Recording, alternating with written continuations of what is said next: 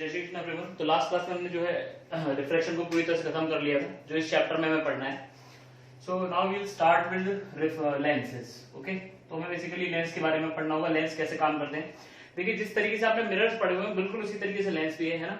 तो जो लेंस क्या है, इसकी कुछ स्पेसिफिकेशंस हैं, वो तो आपको नोट्स में भी मिलेंगी और मैं यहाँ पे बता दे रहा हूँ, है ना। तो मैं लिखा नहीं रहा हूँ, क्योंकि वो जो आपको नोट्स होंगे पीडीएफ फॉर्म में या जिस भी फॉर्मेट में आपको मिलेंगे उसमें सब कुछ लिखा होगा, ठीक है। तो बेसिकली लेंस क्या है, पहले इस बात को हम समझते हैं कि लेंस आखिर है क्या चीज। क्लियर है। सो लेंस जो है वो एक मीडियम समझिए आप। क्लियर है। वो एक मीडियम है जो कैसी सर्फेसेस से घिरा हुआ है, ये बताने की बात है कि सराउंडेड बाय टू सर्फेसेस, दो सर्फेसेस के बीच का एक मीडियम है, ऐसा समझ सकते हैं आप। जिसमें से कम एक सर्फेस का स्फेरिकल होना बहुत जरूरी है। जिसमें से कम एक सर्फेस का स्फेरिकल होना बहुत जरूरी है। मेरी बात समझ पा रहे हैं। एक सरफेस जो है वो कम से कम कैसे होनी चाहिए, स्फेरिकल होनी चाहिए। ये सबसे पहली बात इसमें हो गई।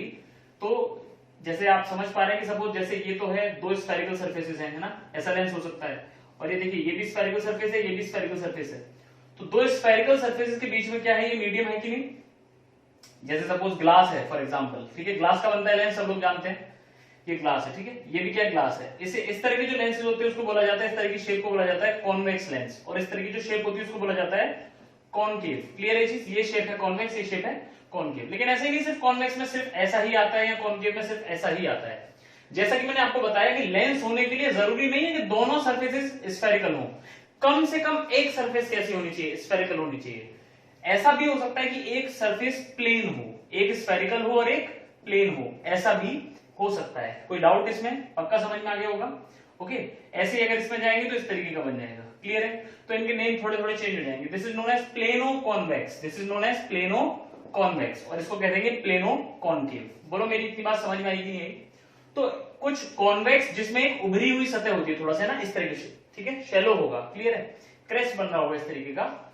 और जिसमें इस तरह से अंदर जाती हुई सरफेस अगर है तो उसे क्या बोलेंगे हम, कॉनकेव। जैसे अंदर जाते हुए समझ रहे हो ना, जैसे केव होती है। केव जानते हैं, केव, केव का मतलब गुफा होता है। तो इस तरीके से केव बन गई इसमें। तो this is something like concave. और जहां शैलो है, मतलब डीप नहीं है जहां, ठीक है, तो वहां पे क्या है, वो कॉन्वेक्स शेप बोली जाती है। ठीक है। तो लेंस फैमिली के बारे में हम जानेंगे कि एक कॉन्वेक्स फैमिली हो गई और एक कॉनकेव फैमिली हो गई। अब इस फैमिली में कितने कितने मेंबर हैं उसके बारे में जानेंगे। जरा ध्यान से मेरी बात सुनिएगा। तो लेंसेज का जो बेसिकली टाइप्स है उनके बारे में बात करने जा रहा हूं, है ना। बाकी स्पेसिफिकेशंस की चर्चा बाद में करेंगे। तो पहले टाइप सुन लीजिए। तो पहले एक है हमारी कॉन्वेक्स फैमिली। कौन सी फैमिली है भाई, कॉन्वेक्स फैमिली के बारे में चर्चा कर रहे हैं। क्लियर है।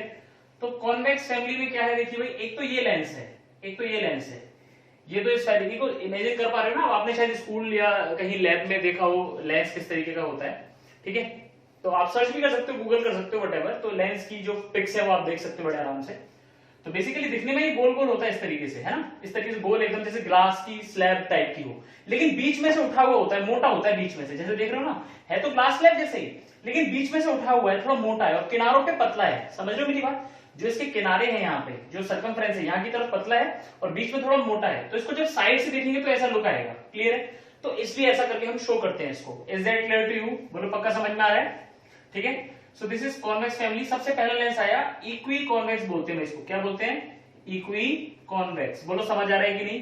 क्यों बोल रहे हैं इक्वी कॉन्वेक्स, ये समझ लीजिए। देखिए, ये जो सरफेस है इसकी रेडियस सपोज आर है भाई। स्फेरिकल सरफेस है ना, स्फेयर है, और स्फेयर है तो कुछ रेडियस होगी, तो रेडियस आर है। और इस वाले सरफेस की भी रेडियस कितनी है, आर। दोनों की सरफेस का रेडियस जो है इक्वल है, इसीलिए इक्वी कॉन्वेक्स। क्या बोलते हैं इसको, इक्वी कॉन्वेक्स। अगर जैसे मैं इसकी बात करूं, सपोज इसकी बात करूं, ऐसा मतलब दो सरफेसेस है इसमें भी स्फेरिकल। एक की रेडियस R1 है और एक की रेडियस R2 है, मतलब दोनों इक्वल नहीं है। इस बार इसकी रेडियस अलग है और इसकी रेडियस अलग है। So it is known as biconvex. इसको क्या बोलते हैं बेटा, biconvex. Is that clear to you. बोलो पक्का समझ में आ रहा है, पक्की बात है, ध्यान से समझते चले जाइएगा। ओके, अब जो थर्ड इसमें आता है वो है प्लेनो कॉन्वेक्स। क्या है इसका नाम बेटा, प्लेनो कॉन्वेक्स। क्यों है, बहुत आराम से आप समझ गए होंगे कि एक इसमें प्लेन सरफेस है, एक कैसी सरफेस है, प्लेन सरफेस है ये वाली, और ये वाली कैसी सरफेस है, कॉन्वेक्स सरफेस है। इसकी रेडियस r है सपोज। इसकी रेडियस कितनी है, ये ऐसा कर देते हैं, चलो ऐसे बोल देते हैं कि इसकी रेडियस जो है R2 और इसकी रेडियस R1 है। R2 की वैल्यू सपोज r है ना, कुछ रेडियस होगी इसकी R1, यानी इस प्लेन सरफेस का रेडियस कितना है, इसमें मैं तुमसे बात करने वाला हूं। अब तुम लोग सोच रहे होगे कि सर प्लेन सरफेस तो स्फेयर है ही नहीं, तो उसकी रेडियस कैसे डिफाइन करें। देखो बेटा मैं आपको समझाता हूं, चीज सुनिएगा ध्यान से। इमेजिन कीजिए जरा इस स्फीयर को, इमेजिन कीजिए जरा इस चीज को, इमेजिन कीजिए जरा, ये बहुत ही छोटा सा स्फीयर है, इसका सेंटर कहां पे है, अंदर है इसके, क्लियर है। अब यहीं से होते हुए बड़ा स्फीयर बनाइए इस तरीके से, ठीक है, इस तरीके से यहीं से होते हुए टच करते हुए बड़ा स्फीयर बनाइए, इसका सेंटर कहीं यहां पे होगा, होगा कि नहीं, मेरी बात समझने की कोशिश करना। फिर एक और बड़ा स्फीयर बनाओ यहीं से होते हुए, एक और स्फीयर बनाया तो इसका सेंटर कहीं और होगा, थोड़ा और दूर हो गया, यानी अंदर वाले की रेडियस कम है, फिर इसके थोड़े बाहर वाले की थोड़ी और ज्यादा होगी रेडियस, और सबसे बाहर वाले की थोड़ी और ज्यादा होगी। पहले इतनी बात समझ में आई कि नहीं, मैं क्या कहना चाह रहा हूं उससे आप समझ जाओगे, डोंट वरी। पहले लिंक करते चलो चीजों को। अब इस मेरे हाथ को देखना आप लोग, मेरा हाथ अभी ये जो अंदर वाला सर्कल है सबसे, अभी इसकी शेप में बहुत ही छोटा सा, बहुत ही छोटा हाथ पूरा मैंने कवर कर लिया, हाथ मेरा एक स्फीयर बना रहा है ऐसे करके मानो, तो इस स्फीयर का सेंटर कहां है, इसके अंदर, क्लियर है। फिर मैंने अपने हाथ को थोड़ा सा खोला, मतलब मैंने अपने हाथ को इतना खोला कि मेरा हाथ इस वाली सरफेस पे आ गया, इस वाली सरफेस पे, बात समझना मेरे ध्यान से। तो मैंने अपने हाथ को पहले तो पूरा क्लोज कर रखा था, तो अंदर वाले जैसा था, फिर थोड़ा सा खोला, हल्का सा ऐसे खोल दिया, तो बाहर वाले के अलोंग मैंने क्या करा, ये बीच वाले के अलोंग, ये जो मिड में है इस वाले के अलोंग मैंने ओरिएंट कर लिया अपने हाथ को, तो मेरे हाथ की रेडियस क्या हो गई, थोड़ी और ज्यादा हो गई, है कि नहीं, क्योंकि बीच वाले की रेडियस थोड़ी ज्यादा है। फिर मैंने अपने हाथ को बड़े वाले के अलोंग ओरिएंट किया, मतलब मैंने अपने हाथ को ऐसे कर लिया, यहां से यहां तक कर लिया, ऐसे बिल्कुल इसके अलोंग, जो सबसे बड़ा वाला है बाहर वाला, इसके अलोंग ओरिएंट कर लिया मैंने अपने हाथ को, तो मेरे हाथ का रेडियस थोड़ा और ज्यादा हो गया। मेरी बात समझ में आ रही है कि नहीं? तो ध्यान से सुनिए मेरी बात, जब मेरा हाथ सबसे ज्यादा कर्वेचर था मेरे हाथ में, सबसे ज्यादा मोड़ लिया था मैंने अपने हाथ को, तो उसकी रेडियस सबसे कम थी। जैसे जैसे मैंने अपने हाथ को खोलता गया, मतलब जैसे जैसे कर्वेचर कम होता गया, देखो अभी कर्वेचर बहुत ज्यादा है और अब देखो कर्वेचर खत्म होता जा रहा है। कर्व तो समझते हो ना, कर्व माने ढलान जैसा कुछ, क्लियर है चीज। कर्व जैसे स्ट्रेट लाइन होती है तो ऐसे, और कर्व है तो ऐसा कुछ, क्लियर है, वही चीज कह रहा हूं। तो अभी बहुत ज्यादा कर्व है, फिर कम कर्व है, अब कम कर्व है, अब और कम कर्व है, अब और कम कर्व है, अब बिल्कुल प्लेन हो गया, देख रहे हो कि नहीं, हाथ एकदम क्या हो जाएगा, पहले कर्व था फिर धीरे धीरे धीरे धीरे धीरे क्या हो जाएगा, प्लेन। मतलब लगातार जैसे जैसे मैं बाहर की तरफ खोल रहा हूं अपने हाथ को या अपनी पाम को, तो उसका कर्वेचर क्या होता जा रहा है बेटा, कम होता जा रहा है। ध्यान से सुनिएगा, सॉरी कर्वेचर क्या होता जा रहा है, कम होता जा रहा है, कर्वेचर क्या होता जा रहा है, लगातार कम होता जा रहा है। और रेडियस क्या होती जा रही है, मैंने बताया, अंदर था तो इतनी रेडियस थी, थोड़ा बीच वाला हुआ तो इतनी रेडियस, और बाहर वाला हुआ तो बहुत ज्यादा रेडियस। कर्वेचर जब कम होता है तो रेडियस बढ़ती है बेटा, आप याद रखें इस चीज को, कर्वेचर कम होता है तो रेडियस इंक्रीज करती है, क्या करती है, इंक्रीज, याद रखें इस बात को आप लोग, क्लियर है। तो देखो पहले रेडियस कम थी और कम और कम, और जब सोचो अगर मैंने बिल्कुल स्ट्रेट कर दिया, बिल्कुल स्ट्रेट कर दिया हाथ को अपने, मतलब यहां टेंजेंट जैसा बन जाएगा एकदम, इमेजिन कर रहे हैं आप लोग, बिल्कुल स्ट्रेट कर दिया मैंने अपने हाथ को इस लाइन के अलोंग, बिल्कुल स्ट्रेट, पहले अंदर ऐसे मुड़ा हुआ था, फिर थोड़ा और खोला खोला खोला खोला, अब एकदम स्ट्रेट कर दिया, प्लेन बना दिया, तो इसकी रेडियस कितनी हो गई, तो रेडियस बहुत ज्यादा हो जाएगी, समझ पा रहे हो कि नहीं, क्या हो जाएगी, बहुत ज्यादा। भाई मुड़ा हुआ था तो कम, थोड़ा ज्यादा थोड़ा ज्यादा थोड़ा ज्यादा, जब तक कर्वेचर है तब तक रहा, जैसे कर्वेचर खत्म हुआ रेडियस बहुत ज्यादा होगी। इसको मैं और अच्छे एग्जांपल से समझाता हूं, इस वाले केस को, प्लेन वाले केस को। देखो जैसे अर्थ है, बहुत बड़ी है ना, अर्थ जो है वो क्या है, बहुत बड़ी, लेकिन सड़क क्या होती है, एकदम सीधी। अर्थ गोल है, इस तरीके से गोल गोल है अर्थ, तो ठीक है, जियोइड शेप में है, लेकिन सड़क हमको सीधी क्यों लगती है, मैं आपको बता दूं, क्योंकि वो एक बहुत बड़े कर्व का छोटा सा पार्ट है, या ये कह सकते हो क्योंकि इसकी रेडियस बहुत ज्यादा है, इसलिए फ्लैट लगती है एकदम। तो जब भी हम फ्लैट हो जाते हैं, भाई अर्थ की जो रेडियस है वो कितनी है, 6400 किलोमीटर, कितनी है, 6400 किलोमीटर, बहुत ज्यादा है ये। तो याद रखें, जब भी हम फ्लैट हो जाते हैं, जब भी हम कोई चीज फ्लैट है, तो उसकी रेडियस ऑफ कर्वेचर बहुत बहुत ज्यादा होती है। Is that clear to you? मेरी बात आपको समझ आ रही है, मैंने क्या कहा, फिर से मैं आपको रिवाइज करा रहा हूं, मैंने अभी क्या कहा है, जस्ट मैंने ये कहा बेटा देखो, जब किसी चीज में बहुत ज्यादा कर्वेचर होता है तो उसकी रेडियस बहुत कम होती है, समझे मेरी बात, जब बहुत ज्यादा कर्वेचर है तो रेडियस बहुत कम है। कर्वेचर जैसे जैसे कम होता जाता है, रेडियस वैसे वैसे इंक्रीज होती जाती है, और जब कर्वेचर खत्म हो जाता है तो रेडियस बहुत ज्यादा हो जाती है। इतनी सी बात बोली मैंने, क्लियर है, रेडियस क्या हो जाती है, बहुत ज्यादा, यानी ये जो प्लेन सरफेस है इसकी रेडियस बहुत ज्यादा है। अब जब कोई चीज किसी के कंपैरिजन में बहुत ज्यादा हो जाए तो उसे इनफाइनाइट बोल दिया जाएगा, क्या बोल दिया जाएगा, इनफाइनाइट। फॉर एग्जाम्पल चींटी के लिए हाथी क्या है, इनफाइनाइट है। फिजिक्स में रिलेटिव होता है इनफाइनाइट टर्म, ठीक है, मैथमेटिक्स में तो आप जानते हैं infinite can not be bounded है ना, ऑल दैट। तो मैथमेटिकली जहां बात होती है इनफाइनाइट मतलब दैट इज नॉट डिफाइंड, जिसको हम जान ही नहीं सकते, जिसको हम बाउंड नहीं कर सकते लिमिट्स के अंदर, उसे इनफाइनाइट कहते हैं, क्लियर है। बट इन फिजिक्स जब हम मैथमेटिकली नहीं कह रहा हूं मैं, मैथमेटिकली तो बता दिया मैंने इनफाइनाइट का क्या मतलब है। फिजिक्स में टेक्निकली हम ऐसा मानते हैं कि जब दो चीजें कंपेयर की जा रही हो और एक चीज बहुत बड़ी हो दूसरी के रेस्पेक्ट में, तो हम कह देंगे जो बहुत बड़ी वाली है वो छोटे के लिए इनफाइनाइट की तरह बिहेव कर रही है, बहुत ज्यादा बड़ा बिहेव कर रही है। क्लियर है ये चीज? बोलो मेरी बात समझ में आई आपको?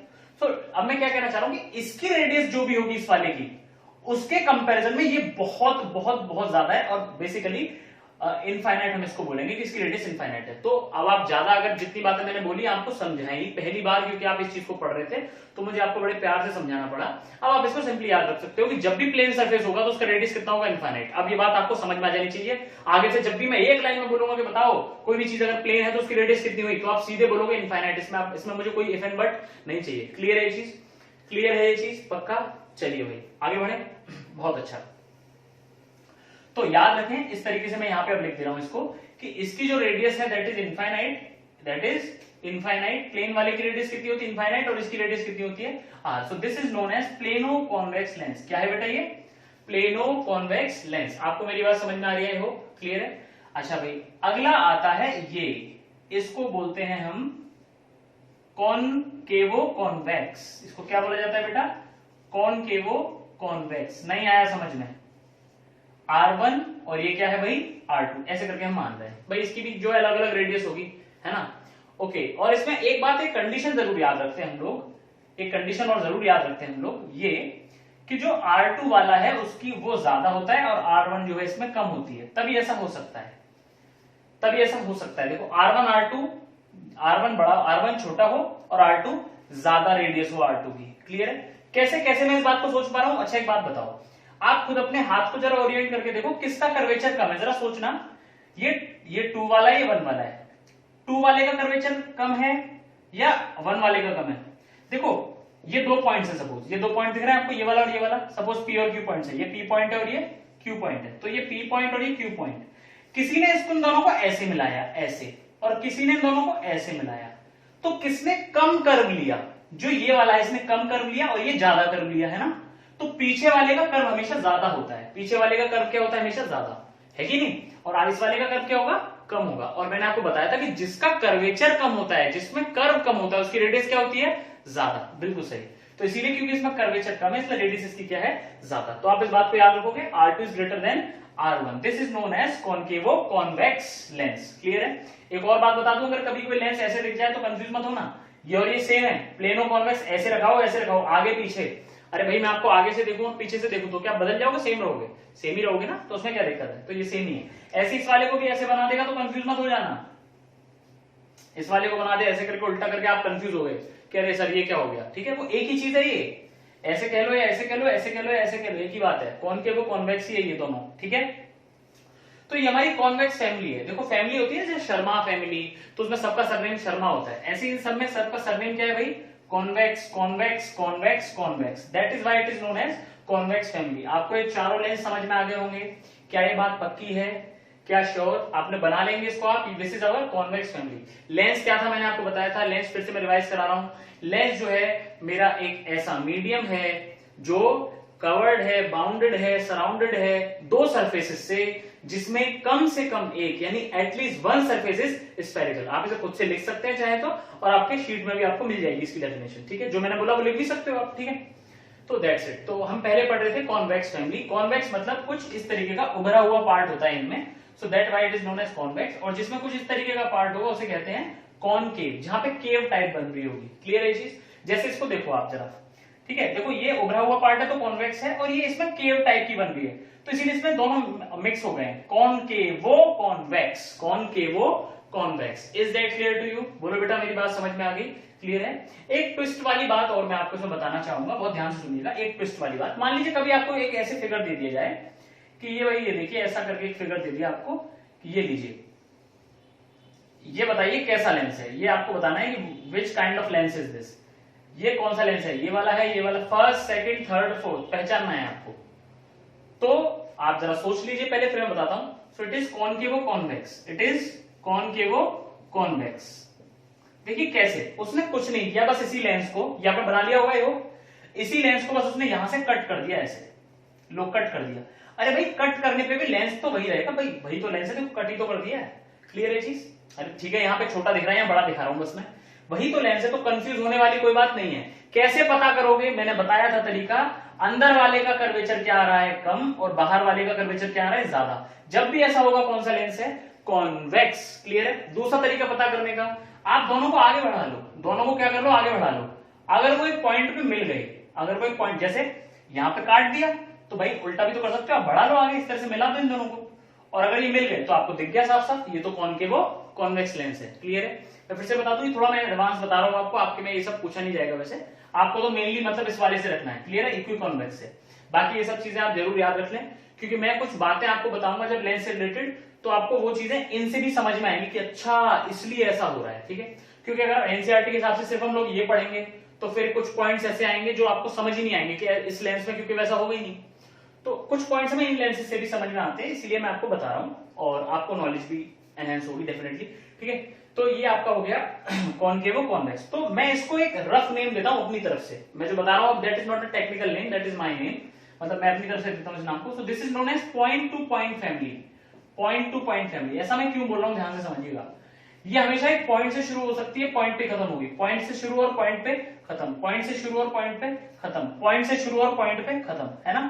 अगर ये जैसे मान लो कभी दिया ना हो, इस तरीके से लाइन हो, जैसे देखो ये और ये आए लेकिन पॉइंट पे खत्म नहीं हुई, ये तो एक लाइन पे खत्म हुई, लाइन बनी ना ऐसे, जैसे यहाँ पे तो पॉइंट बन रहा है देखो ऐसे करके, है ना, यहाँ तो पॉइंट बनाया लेकिन यहाँ लाइन बन रही थी। तो क्या करो, आगे बढ़ा के देख लो, अगर पॉइंट बनता है, अगर पॉइंट बनता है मतलब कॉन्वेक्स फैमिली है, मतलब कौन सी फैमिली है, कॉन्वेक्स फैमिली। क्लियर है ये चीज, बोलो पक्का समझ में आया। आई थिंक अभी आप शायद ये ना सोच पा रहे हो कि ये वाला क्वेश्चन मैंने क्यों बताया आपको, लेकिन जब मैं आपको कॉन्केव फैमिली पढ़ाऊंगा तब आपको क्लियर होगा मैंने आपको ये चीज क्यों पढ़ाई है। क्लियर है, ये वाला क्वेश्चन क्यों कराया है, लाइन वाला। ठीक है, चलिए, तो ये बहुत ही यूजफुल क्वेश्चन था जो मैंने कराया है, ऐसे फालतू में नहीं कराया। क्लियर, चलिए भाई अगला पढ़ते हैं हम लोग कॉनकेव फैमिली। इसमें सबका नेम के पीछे क्या था, सरनेम क्या था सबका, कॉन्वेक्स। अब पढ़ेंगे कॉनकेव फैमिली, जिसको मैं बोलता हूं अपनी तरफ से लाइन टू लाइन फैमिली। याद रखें, लाइन टू लाइन फैमिली मेरी तरफ से दिया हुआ नेम है, वो कोई टेक्निकल नेम नहीं है। ठीक है, तो अगला लिखें जल्दी से, कॉनकेव फैमिली। तो कॉनकेव फैमिली की चर्चा करने जा रहे हैं भाई हम लोग। दिस इज, ये रफ नेम है, मेरी तरफ से दिया हुआ नेम है, ये जो साइड में दे रहा हूं मैं, तो इसको ऐसा नहीं कि आप कहीं याद रख लो कि ये तो ऐसे होता है, किसी से आप लड़ बैठो कि हमारे सर ने बताया ये तो लाइन टू लाइन फैमिली होती है। तो लाइन टू लाइन फैमिली सिर्फ मेरी तरफ से दिया हुआ नेम है। ठीक है, क्यों है भी समझ में आ जाएगा आपको, तो ध्यान से देखिए। तो सबसे पहला वही, जैसे वहां 4 पढ़े थे वहां यहाँ पे भी 4 ही पढ़ने हमको। तो पहला है भाई इक्वी कॉनकेव। इक्वी मतलब कहने का मतलब ये है कि दोनों सरफेस की जो रेडियस है वो इक्वल है, दोनों सरफेस की रेडियस क्या है, इक्वल, ये और ये। तो दोनों सरफेस मैंने बिल्कुल इक्वल रेडियस की बनाने की कोशिश की है, भले ही आपको लग रहा हो चाहे ना, इसकी रेडियस आर है, इसकी रेडियस भी आर है, और ये मीडियम है कुछ ग्लास वगैरह जो भी है ये। तो ये है हमारा equiconcave. Got my point or not, so this is equiconcave. अब बात करेंगे बाई कॉनकेव की। तो बाई कॉनकेव में सपोज एक ऐसा ले लो और एक ऐसा ले लो। क्लियर है, चीज इस तरीके का हमने शो कर दिया। तो इसकी रेडियस कुछ और है, R1 बोल देते हैं, इसकी रेडियस कुछ और ऐसे R2 बोल देते हैं। क्लियर है, so this is by concave. Got my point or not, पक्की बात है, पक्का। चले आगे, अगला क्या आएगा बताओ, प्लेनो कॉनकेव। चाहे ऐसे रख दो तो भी वही बात है, और चाहे ऐसे रख दो तो भी वही बात है, कंफ्यूज होने की कोई जरूरत नहीं है।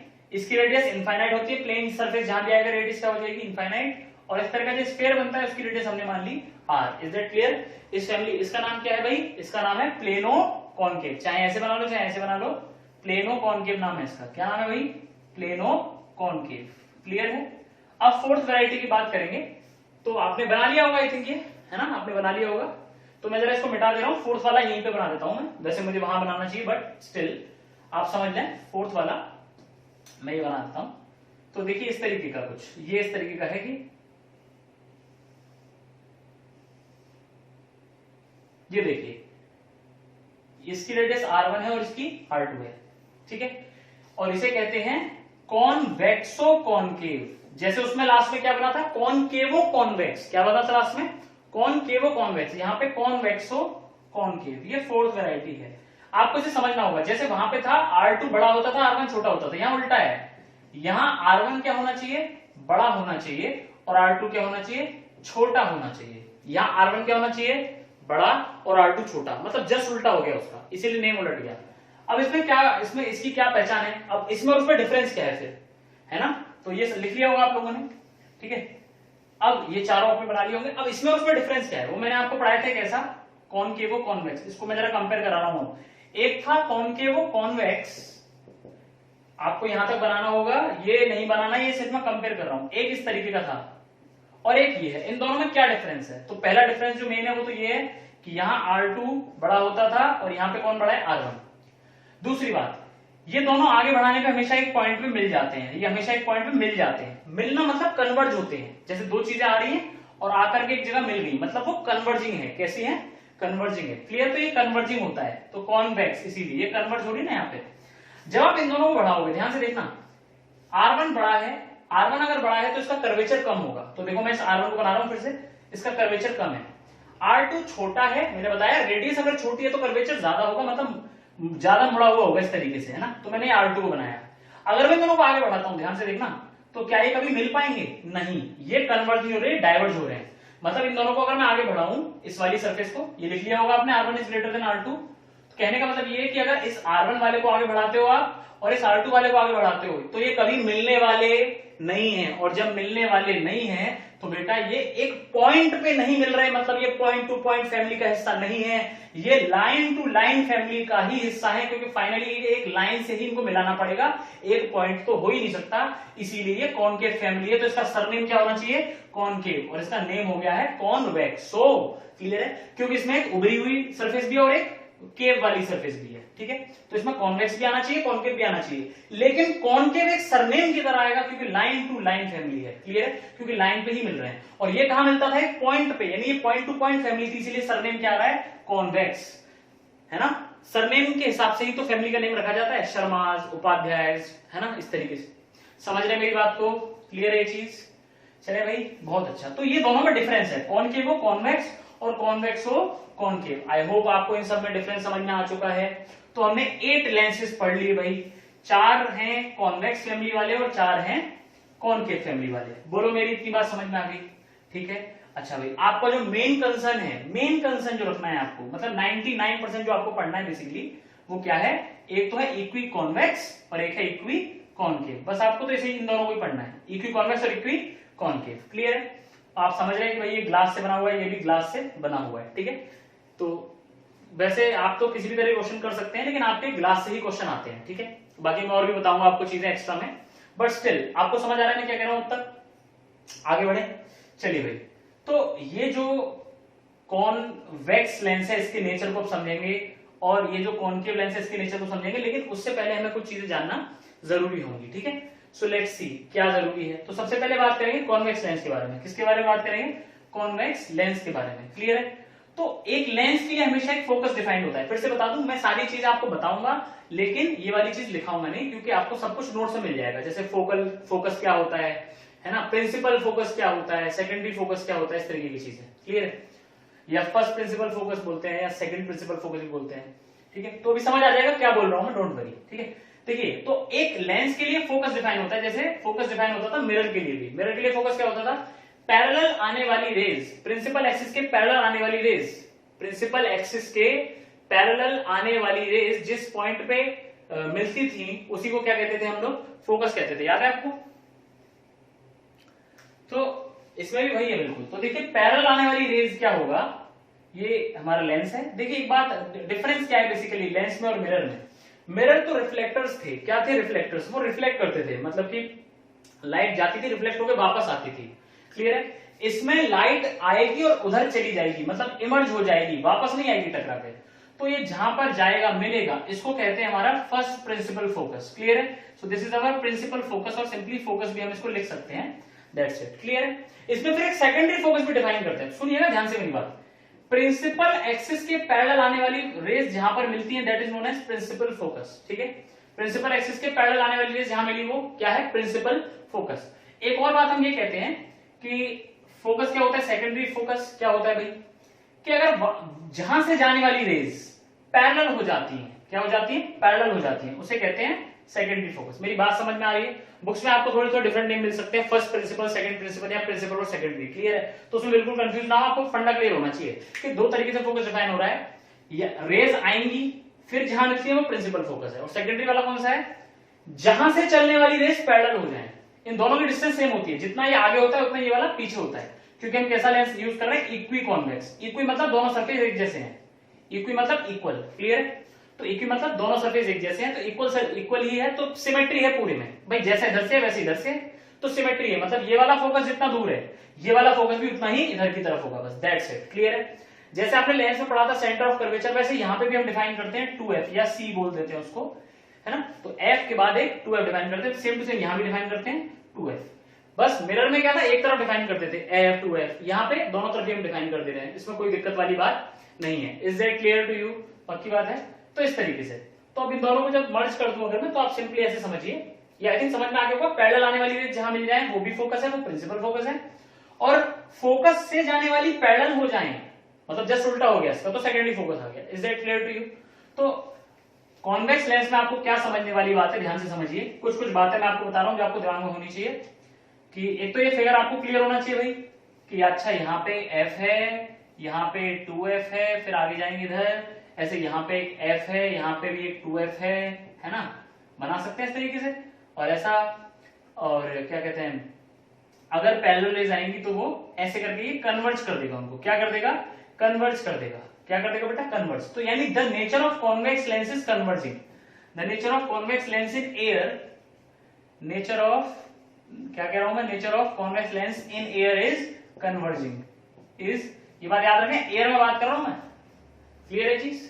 तो एयर में, या ऐसा कह लीजिए कि the nature of convex lens in rarer medium, air लिख लीजिए चाहे लिख लीजिए रेयरर मीडियम। बहुत अच्छी बात तो है कि रेयरर मीडियम, बहुत अच्छी बात अगर मैं कहूं, बहुत ही टेक्निकल बात क्या है, तो वो रेयरर मीडियम है। कहने का मतलब क्या है, सपोज कीजिए ये है लेंस मेरा, तो लेंस का रिफ्रैक्टिव इंडेक्स है n, और बाहर वाला मीडियम रेयरर होना चाहिए, बाहर वाला मीडियम इससे क्या होना चाहिए, रेयरर, ये डेंसर हो और बाहर वाला क्या हो, रेयरर हो। जैसे मान लो ये है ग्लास, तो बाहर वाला एयर हो या बाहर वाला वाटर हो, क्योंकि वाटर भी ग्लास से रेयरर होता है और एयर भी ग्लास से रेयरर होती है, तो अंदर वाला डेंसर और बाहर वाला क्या हो, रेयरर।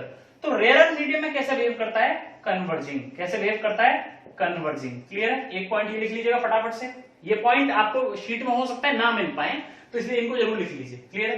देखिए, nature of convex lens in rarer medium is converging, एक नोट हो गया। अगला नोट लिखिए, nature of convex lens in denser medium is diverging, clear है ये चीज। अब ये मैं आपको समझाता हूं कैसे ये आखिर ये क्यों हो रहा है, ऐसा क्यों हो रहा है, इस बात को मैं आपको समझाता हूं, क्लियर है। तो इस बात को आपको बहुत अच्छे से समझना होगा, ध्यान से देखें।